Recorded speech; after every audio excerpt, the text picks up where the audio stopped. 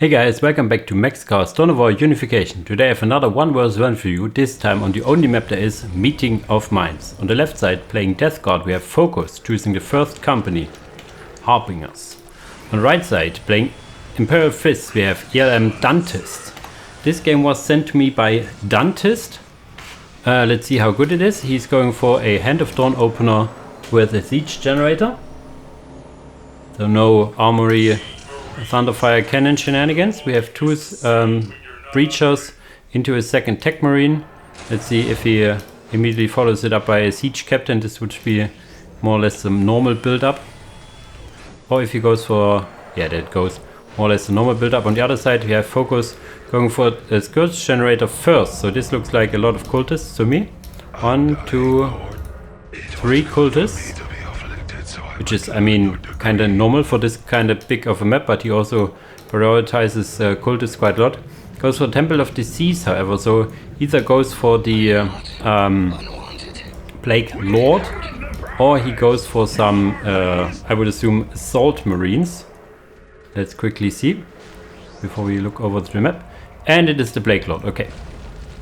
Going for the listing posts and whatnot, so we have our normal build-up commencing. Only 2 siege breachers mean that the capping rate on Meeting of Minds is a bit slow, so you will not have quickly a relic. You see here, Focus is already starting to capture it, whereas Dantist is not even finishing capturing his own base. This is the difference in the build-ups. I guess he has some more. Yeah, he will catch up in terms of economy, yeah, as he is fortifying more or less immediately with the power he gets from the siege generator. So this, yeah, as Meeting of Minds you can go some early rushes. Okay, has the siege captain now with the preacher, so this will be a very quick captured relic. Yeah, those guys with the siege captain capture a relic faster than a normal unit captures a strategic point. There you go. You see, this is very quick. So that's what I said, he will catch up. So yeah, a lot of fortifications already. So we have already 74 and 10 against 74 and 10. Okay, he's also starting to upgrade points now. So yeah, this is a big old economy game. Now can also start to fortify his siege generator if he so desires. For now it's just building more and more listening posts. And yeah, no real army to speak of. If I should give an advantage in terms of army to anyone, it would be Focus, because he has more like 1 squad more. And he also needs the quote-unquote army, the gift of repository, to move on. But yeah, both being no attack until 5 minutes or something, and staying in back of the base, already fortifying this generator once. Everybody's taken also their critical locations, and Focus is taking the middle critical location for now. Now we will have the first engagement 3 minutes 30 seconds in, and it's the 2 Kappa squads in the middle looking at each other funny. Plague Lord coming in, giving some pot shots to these breachers, and the breachers need to run away. So this is our first engagement here after 3 minutes of gameplay. The only thing I would really love, okay, they have the gift of repository from Focus, would be in these kind of positions, like put a fracture and Knorr more on the edges for later. Can be very good for later on. Now adding Space Marines, as he has a lot of requisition, I reckon. Yes, can also start to get to tier 2 now, and he does so. Can also start to upgrade his generator a bit more. Gift of repository just now finishes, and we will have, yeah, immediately the tier 2, only like 10% difference, so that's not a difference at all. So we have now stopped more or less the early game. Another fortification is now added. More and more Marines being added as he has the powerful armory being added. So he starts to yeah, go for the tier 2 game. Can I also decap? The decapping rate is not increased by anything. The decapping rate cannot be changed. This is an engine thing. So even those guys are like capturing like triple the speed, they can still only decap in a normal rate. Gift of repository, not sure if he's getting some upgrades, not yet. Armory will finish, so we have a more or less mirrored build up, a bit more power for the Imperial Fists. In general, just a bit more economy. That's how they roll. And yeah, 126. And there's some assault marines now coming in, and some cultists here. The assault marines will not have their charge until you have the disgustingly resilient research. So they have a little charge, but what I mean is they do not have a leap or anything. At this point we'll probably get the fortified position. Some people complain that it's very expensive, but it's expensive for a reason. It's a twin-link las cannon in tier 1, very long range, very good damage. Bionics being added, so this starts to be a very strong infantry build-up. Also, the siege thermoplasma generator for the Imperial Fist costs as much as a normal generator, but produces 20 power, and you need to fortify it again. Also getting the Scorpius bolts upgrades the ammunition of the bolters in the army, especially have more damage if you do not have a special weapon equipped. And this you can do. You can just get more and more units, and then you have the Scorpius bolts doing a lot of damage. As you see here, the thermoplasma generator is up, heavy armor fortification is about to be done, and plasma pistols afterwards. So we have a big old infantry blob started, I guess, starting for the Imperial Fists. However, there is no big infantry on his side. On the other side, the Bane Pit is finished. Getting now the Malignant Plaguecaster, very nice to see it. Desecrator. I rarely, or in the last games from Focus, I haven't, or let's say Death Guard, not necessarily Focus, although he's like the main source of Death Guard replays these days. Have I seen the Malignant Plaguecaster? Malignant Plaguecaster is a very good unit. You now also have the Tech Marines with their Combi Plasma? I think it's a Combi Plasma. And yeah, can now run away a bit faster than they were before, but they're also not as tanky as they were before. A lot of morale, however, so you will not easily break them. What do we see here? I haven't seen it. Is this the first Razorback? Looks like another upgrade coming in, another bionics. Orbital elevator started, so we have a full he's like getting everything in the book. No thermoplasma generator on the side of the Death Guard. Cultist does the Malignant Plaguecaster with his AoE attack, which is very potent. He has more, I think, buffs, like that the damage mitigation and stuff. Then he has like damaging spells. His main source of damage is his attack. In comes now the Razorback Mark 1, going for what it does best. Do they get some combi melters? They can get combi melters here to help him. But yeah, 3 Tech Marines over here. Orbital elevator now being brought with the chaplain. We could see also some of these sniper guys and whatnot. Yeah, in comes. Yeah, you see this it's not necessarily an anti-infantry weapon, but it still does a good anti-infantry damage. They now have a Nurgle Dreadnought for multi-melters now. Can go, if it goes in range, it will deal a lot of damage against this, if it hits, how that is, against this Razorback. Yeah, the Razorback does a lot of damage, but one Dreadnought will probably not be enough, especially now that there is a second Razorback coming in. Now they have the Consul Obsequiary Sniper. These snipers can, let's say, inspire their guys to fight harder, even harder than they did before. And there are some Devastators. No, Space Marines with heavy bolters now. Breachers. And in comes the rocket launcher ability. And they will, yeah, probably kill this now. Malignant Plaguecaster comes in. But yeah, a lot of anti-vehicle is fielded here. You will probably, yeah, there are the Plague Havocs. I was saying you probably need some Plague Havocs. There's now also the Chaplain coming in, providing some more regeneration buffs. And yeah, in comes, yeah, I think some damage mitigation, what he has not going for him. And there's also the Plague Lord. He could assist with some regeneration buffs. Was this the Plaguecaster? Okay. I guess he was there for a second ago. So the question is now, do we have tier 3 on the way? We do have a tier 3 on the way. More units in the plague stuff.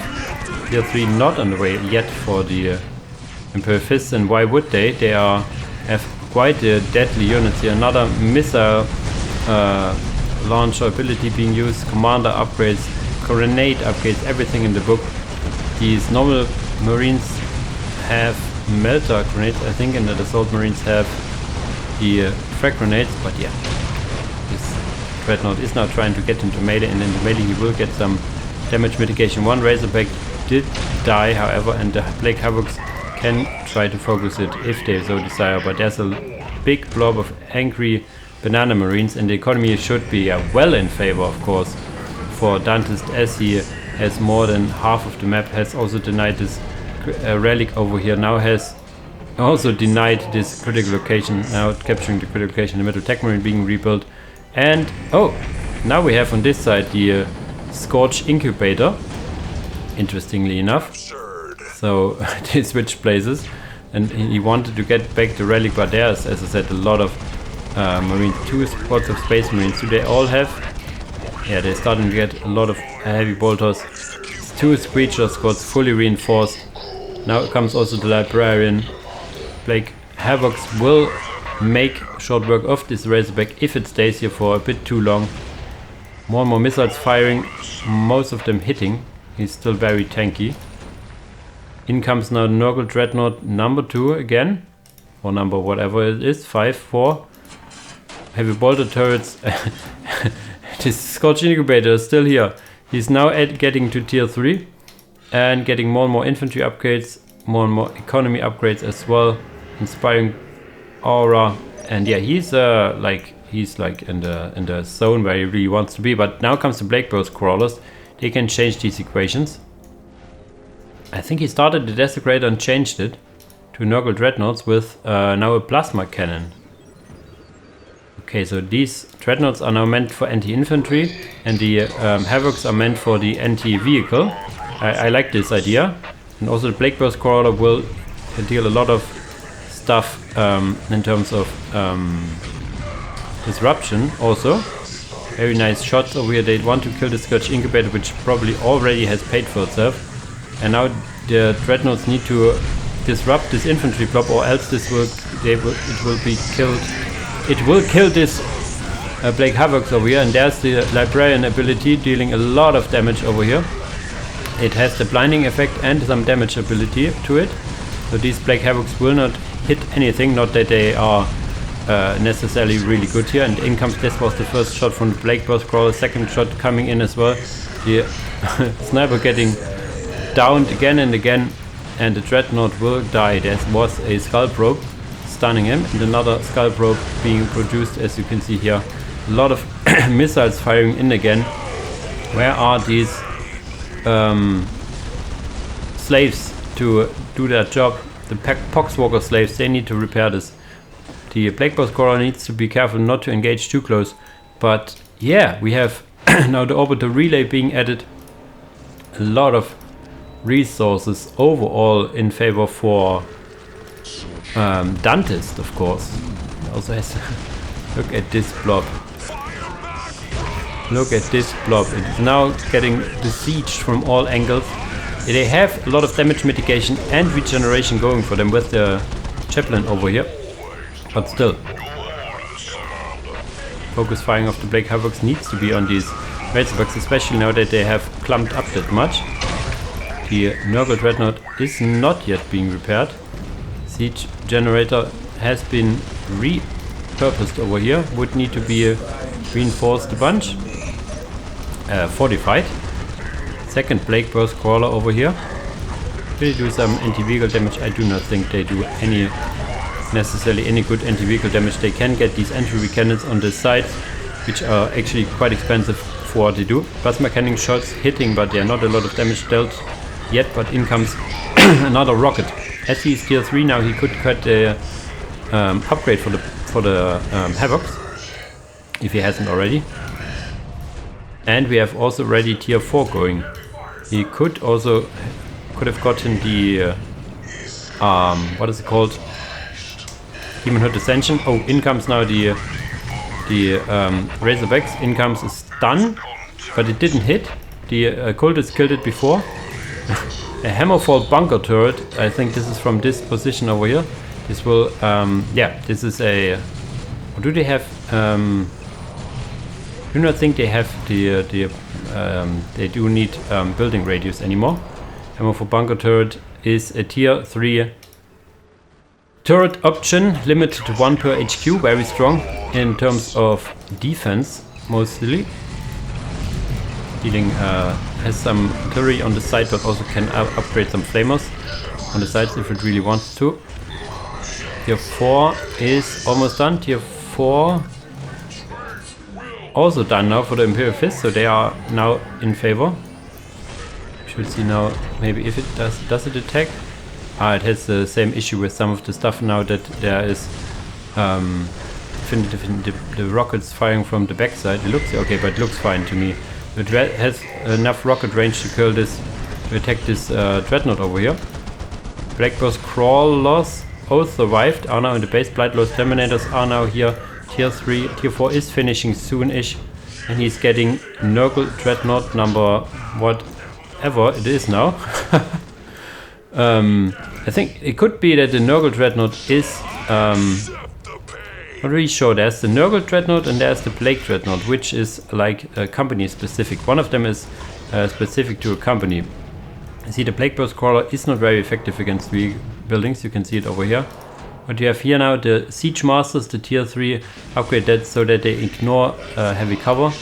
And we have also now Cestus, but he is capped for now. He's getting more and more capped. Getting now another siege control, heavy bolter turret in the back of the base for I don't know why. For some base trade prevention. Tribulation now being added, and we have an advance of the siege marines over here. But yeah, the question is where they really want to hit. Now they can shoot into heavy covers without without issues. In comes the librarian using some ability to mitigate damage on those guys. So I think it's the shield ability, so that they will not die. Even if they have, if they would die, they stay at 1 HP as long as the buff lasts. And yeah, you see, damage over time killed them still. Plague Burst Crawler and a plasma cannon over here shooting quite a lot. Another siege control. So the economy for the Imperial Fist is like out of this world. We have now Razorback just parking into the base for a second. Okay, more and more. We have now the vehicle extra armor, and there's the Cestus now. The question is now, did he go for the relic research? There's now also some walls in the middle of the base because he has so much economy going. In comes Mortarion, however. Yeah, one of the company 1 is one of the few companies that can field Mortarion. 1 and 7, I think. Don't quote me on that. Mortarion is, however, now coming in. If there's a tanky Primarch, he is the one. Looking also very delicious, if you would allow this comment over. He is now in the battlefield. He has like all the auras from all the companies around him. That's his ability, kind of. It's a very large battlefield all around. There's some units all around. Mortarion is now coming in, not sure what he's trying to do, if he's trying to base it. Where's the Cestus actually? It's still over here, not being noticed yet. Getting now Rogel Dawn, okay, to answer to answer Mortarion. He is the answer. Rogel Dawn, it seems. Here's the librarian in the midst of these Terminators and some normal marines. The normal marines will die pretty fast over here. Especially if they are getting hit by a plasma cannon in the blob in the middle. Then comes the Cestus having some melter, what is this? Looks like a melter weapon in front. It's like technically a flyer, I think.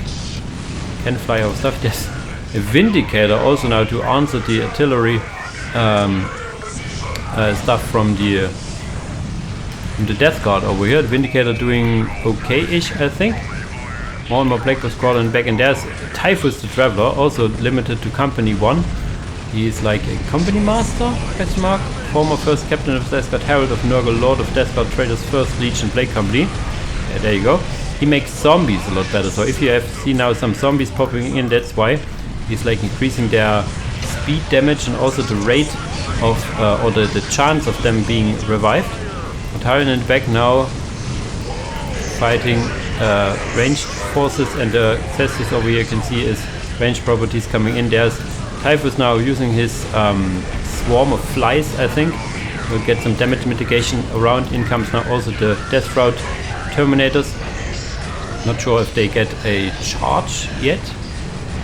They would also need a disgustingly resilient upgrade to get a little charge for them.